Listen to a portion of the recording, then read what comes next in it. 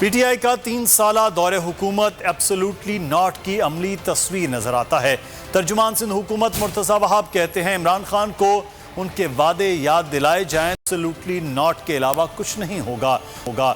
ان کا کہنا تھا کہ ملک کے معاشی ہب کراچی کے لیے 1100 ارب کے پیکج کا اعلان کرنے والے آج 5 ارب کے اعلان پر فخر کر رہے ہیں۔